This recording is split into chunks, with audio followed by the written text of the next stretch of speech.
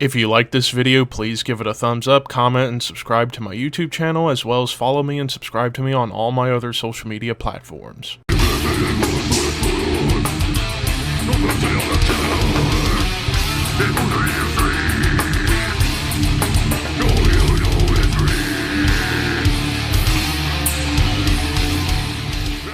What's up, Thrashers, and welcome back once again to the Thrash Maniac 99 YouTube channel. And I know it's been a little bit since my last video. I've just been kind of enjoying a little bit of a break from making videos and doing other stuff, and also to get myself mentally ready for what's going to start coming out for music starting this weekend, because I'm going to be listening to some stuff this weekend for the first ever episode of Under the Radar coming out this coming Tuesday.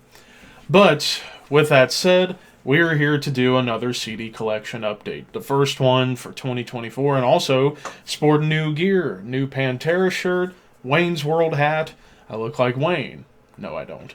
But anyway, so this update's going to pretty much be everything that I got from the Nuclear Blast, Black Friday sale, and Christmas presents that I got from friends and family during Christmas. So after this, there should be possibly one, maybe two more updates to go, and then I'll be caught up with everything. But without further ado, let's get started. So the first one is a gift that was given to me by Horseman Podcast co-host, though she hasn't been on the show in forever, Hannah Klein, and that's 1914 with Eschatology of War. So I believe this is the debut album from this Ukrainian blackened death doom band that likes to talk about World War I. And yeah, this is pretty much everything you would expect out of 1914, like that great blend of death doom and black metal, almost like if you took bands like Bolt Thrower, Asphyx, dare I say even like Marduk, and maybe even a little bit of, say, God Dethroned, and you kind of blend it all together in a doomy package, you get 1914. I was a pretty big fan of their last album, When Fear and Weapons Meet, and I'm curious to hear what these guys would have in store for a future album, but this is where it all started, and this is a really good debut. Then again, I still need to fully dive into more 1914. I need to get their second album, Blind Leading the Blind, I think was what it was called. But yeah, this is where it all started. And this is actually the recent reissue from Napalm Records. So this was an extra special one. So thank you once again, Hannah, for sending me this. Fun stuff. Next up, actually the next couple are going to be all that I got from my mom for Christmas. First, Alkaloid, Liquid Anatomy. This is the second album from this German-based progressive technical death metal supergroup, which features current and former members of bands like Necrophagist, Eternity's End, Obsidious, and Obscura. Particularly Hannes Grossman and Christian Munzner being the main head honchos. And this is their second album. I have their debut album, and I, for whatever reason, can't remember the title off the top of my head, and then they had their last album, Newman, come out in 2023, which was excellent. I still need to get that on CD. But yeah, this was their second album, and this was really where I think Alkaloid really went over the top and became excellent. Like, their debut album's very good. This one, I think, got even tighter, a lot better. And then I think Newman got a little bit better. So it's like they keep progressing and getting better from album to album. And Liquid Anatomy, damn good shit. Next up, we get to another present, this time from my good buddy Ricky, a.k.a. Horror Master on YouTube. Brujeria with Pancho Aztlan. I am not good at Spanish, and nor do I plan to learn Spanish because I don't have any need for it. But yeah, Brujeria, this was their comeback album in 2016 after a long break in between albums, but still touring a lot. I actually haven't really listened to this album a whole lot. All I do know is it's Brujeria, grindy, groovy death, craziness with some humor and some over-the-top nature going on here. You know, all the lyrics in Spanish, which does not help me at all. But still, fun shit, no doubt about it. Alright, next up is actually back to the Christmas presents from my mom, and this one's a big one. Carnation with Cursed Mortality. This was high up on my year-end list for 2023, and it's still fantastic. Like, I'm a huge fan of this band ever since their debut, and they just get better and better, and this is probably their best work ever. It's still raw, nasty, HM2 worship death metal, but they're progressing into more territory, especially with the title track with Simon's clean vocals, which I think are fantastic. And it just adds to the maturity of this band. Still plenty of bloodbath worship and Cannibal Corpse worship, but they're pushing themselves creatively and songwriting-wise. So if you want to know more about this album, in my opinion, check out my review. It's fantastic. Next up, we get to actually a pair, and that is a pair from Death Clock. We have their latest two offerings, Death Album 3 and Death Album 4. So I got Death Album 3 courtesy of my mom for Christmas because I wanted it, and she got it for me. And this is the deluxe edition that comes with a bonus DVD of a documentary of the making of the album and music videos. And of course, this was a fun album. I Ejaculate Fire, Kill Stardo, Abominate, Biological Warfare. Crush the Industry was probably my favorite off of this album when it came out in 2012. And for a long time, this was one of the last things that Brendan Small did with Death Clock. Of course, there's the Doomstar Requiem album that came out a year after to go along with the movie. I need to get it, as well as the first two Death albums, and then I would have everything Death Clock. Then with Death Album 4, which came out in 2023, this one almost made my year-end list, but it was just out of the cut line, just because there were still a few songs I don't care for too much on here. But like the first 3 songs, and then like the last, I would say 4 or 5 tracks really made this album, especially the final 2, SOS, and which stands for Song of Salvation, and Mermaider 3. But Auroric Desecration is a ripper in itself. Want to know my full opinion on this one again? Check out my review. Alright, and now the next 3 are all going to be from the same band. This is back to, actually this is all now part of the Nuclear Blast Black Friday sale, finally. We're at that point, so we kick it off with some Dismember, and we're starting with their album Death Metal. Came out in 1997, I believe, when this came out. And yeah, if you love Swedish death metal, you should know about Dismember. If you haven't, what are you doing? I'm trying to keep my opinions about these albums a little bit brief, because there might come a day where I'm going to have to rank these and then give my full opinions about there. But again, Dismember, absolutely consistent. Glad to have it. And then we get Where Iron Crosses Grow. Now, this one, I can't remember when it came out. I'd have to look it up on Metal Archives just to be sure. But more fantastic stuff from Dismember. And then we have The God That Never Was. So this was another one that I got because I saw pretty much every Dismember album is now reissued, I think, by Nuclear Blast. And I'm trying to get all of them. I don't have everything. I still need to get, like, I think Hate Campaign was one, and then there's maybe 1 or 2 other things.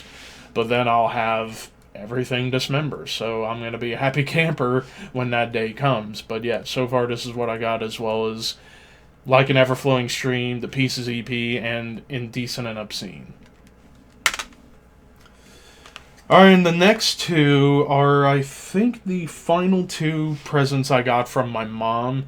And they're both Dream Theater albums. We have Black Clouds and Silver Linings and Distance Over Time. 2 very different albums from Dream Theater. Like, Black Clouds and Silver Linings, this came out in 2009 on Roadrunner Records.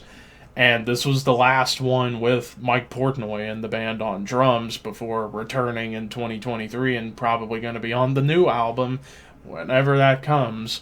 But yeah, got some Dream Theater. Again, not going to go into detail because I am going to be ranking Dream Theater later this year, so don't want to spoil anything. So we got that. And then Distance Over Time, I believe I reviewed this one when it came out in 2019, and this was on Inside Out Music, subsidiary of Sony Music and Century Media, which is meant to be a Prague label now. But yeah, really good stuff right here.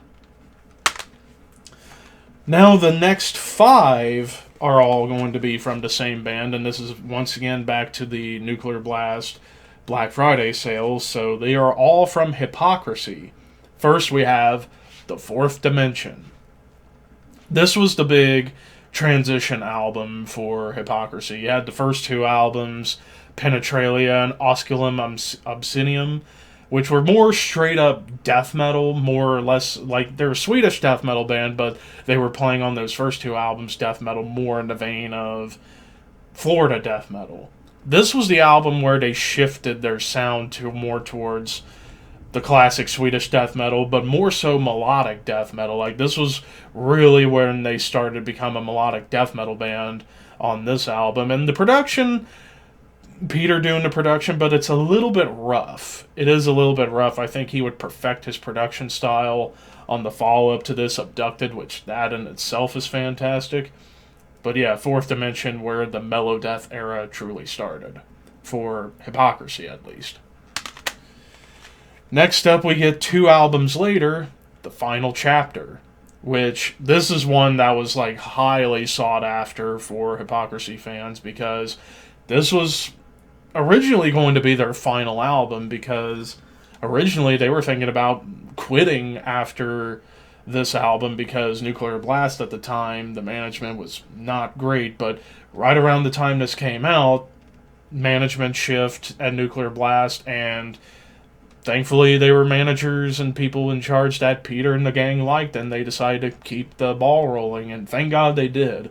And this album was like a great like hype up, I would say, for Hypocrisy fans. Next up we get the self-titled Hypocrisy, which, again, continuing momentum. Again, I'm trying to keep my opinions about these albums a little bit brief because there might come a day where I'm going to rank Hypocrisy. Could be next year for all I know. But yeah, the self-titled. Then we get Into the Abyss, which this one, I think this one came out before The Arrival came out, which I need to get. I'm still working towards getting all of Hypocrisy stuff. But yeah, this album, sweet. And then the final one from Hypocrisy is their latest one, Worship 2021. I think I reviewed this album. I'm pretty sure I reviewed it when it came out. This was fun stuff right here, like chemical horror, Brotherhood of the Serpent with a little bit of that like morbid angel worship. And if you watch the album stream when they released this album, they literally had a GoPro with a signed vinyl of the album on a space balloon up in space, which was really, really cool. That is one of the coolest things you could do for an album release, is to stream it with a video of it up in the skies. But yeah, this is a great album right here for sure. Alright, and then the next pair, and the final ones from the Nuclear Blast Black Friday sale I got, we have a pair from In Flames. We have their first 2 albums, Lunar Strain and The Gesture Race. And what's cool about these reissues, which came out on Nuclear Blast in 2021, is that they both come with EPs. The Lunar Strain album comes with the Subterranean EP, and then the Gesture Race comes with the Black Ash Inheritance EP. 2 different vocalists, like I believe here was Michael Stan of Dark Tranquillity, I believe, and then, or it might have been somebody else, I can't remember offhand who was the vocalist at this point, but here is where Anders came in and took over on vocals and did a great job up until when In Flames decided to become alternative metal for some reason. But yeah, this was the last of the classic In Flames I needed to get. I might still get A Root to Remain because I hear that album's still really good, despite it being the clear transition towards where they would be now. But I wanted to get the classic Melodeath era from Lunar Strain all the way up to Clayman. Now I've got everything. Nothing more, nothing less can be said. Because again, I might end up ranking In Flames, which that's going to be... oh dear. Just oh dear is what I'm going to say. Alright, and we got 2 more to go. Next up, the other gift that I got from Hannah Klein, and that's Minenwerfer with Für Waltz. I don't know German at all. But yeah, this is actually an American band. This is a Sacramento-based black metal band, and this kind of similar to 1914, only except there's no death metal and no doom metal to speak of. This is just straight up black metal all about World War I, and musically, I would say it kind of fits in the lines of Marduk and Impaled Nazarene, like that more chaotic and brutal, blasphemous style of black metal, but with lyrics about World War I. So yeah, very intense stuff for a California band having German stuff. Kind of odd, but it works. And then finally, and it's the second and final present that I got from Horror Master, and that's Paradise Lost Gothic. I've been slacking on trying to get the classic Paradise Lost stuff from back in the early to mid-90s. I've gotten pretty much everything of the recent return to form to the Death Doom sound from Plague Within to their latest stuff. But yeah, Gothic, this was their second album, and really the last one where it was pure Death Doom up until arguably Plague Within, even though there's still that Gothic metal element on top. But as far as pure Death Doom, this is some dark, murky Death Doom. Kind of almost like Autopsy, but still having a little bit of that Gothic atmosphere. And this was kind of almost the beginning of that Gothic metal turn for Paradise Lost that wasn't fully realized until the follow-up Shades of God, and then 100% solidified on Icon, where there was no death growls. But yeah, I remember songs like the song Gothic, and especially Dead Emotion off of this album is particularly haunting. But yeah, classic sophomore effort from these UK Gothic Death Doom legends. And that, ladies and gentlemen, knocks out yet another collection update. So, like I said, I didn't go into too much detail, especially the Dream Theater stuff, because I am ranking them later this year. And then, of course, everything else. You never know when I might rank big band catalogs like Dismember and Hypocrisy, and maybe In Flames if I'm feeling crazy. But anyways, what did you guys think of these albums? Which of these albums is your favorite? Let me know in the comments.